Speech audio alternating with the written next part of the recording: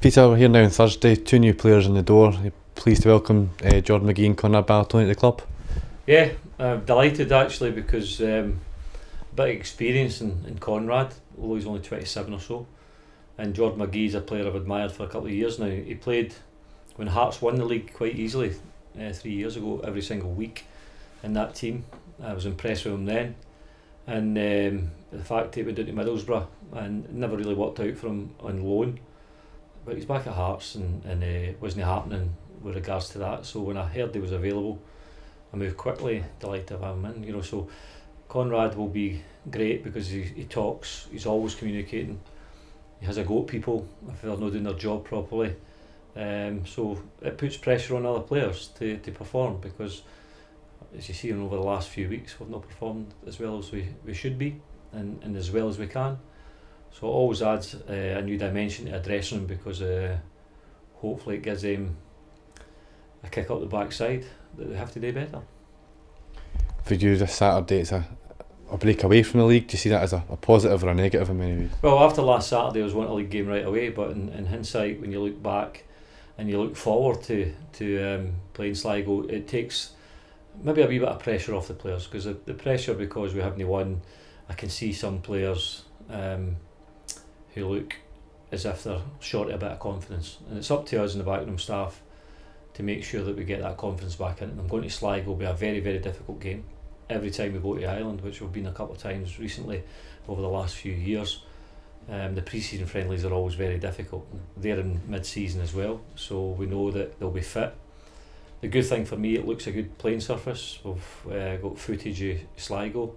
We'll do that stuff with the players tomorrow. We'll fly out on Saturday morning and get into a hotel, prepare properly, get a pre-match meal and get fully focused, because it's important that we start trying to win football matches and get back in the habit of winning football matches, because you can get into a rut when you don't win, and it's certainly something that we are conscious of, and the players have to be conscious of it as well. So we have a good bunch of players.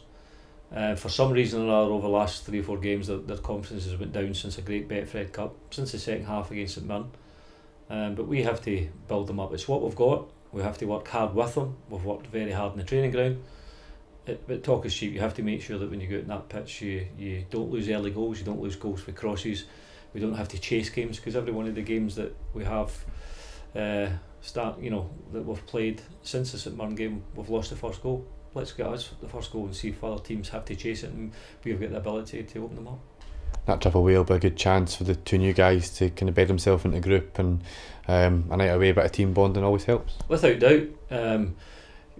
Conrad's played the last few games. He actually played for Airdrie, and they've won their 2 games, and coincidentally when they hadn't won before that. So you see he's got a winner's attitude, and Jordan is fit. He's a wee bit short of match practice because he hasn't really been playing, but that will come quickly, and the two of them will probably get put in against Sligo, and we'll take what we get for them. But we have worked on a defensive side today, out the ball, and I don't think that we've been doing that well enough. It's fine when you're going forward, but when we lose it, we've been far too open, and we've been cut and sliced right through the middle. So we've done a bit of work in trying to prevent that, and hopefully when we play Sligo on Saturday night, all the work that we're doing in the training ground, it's up to the players to take it forward, and hopefully we can do well.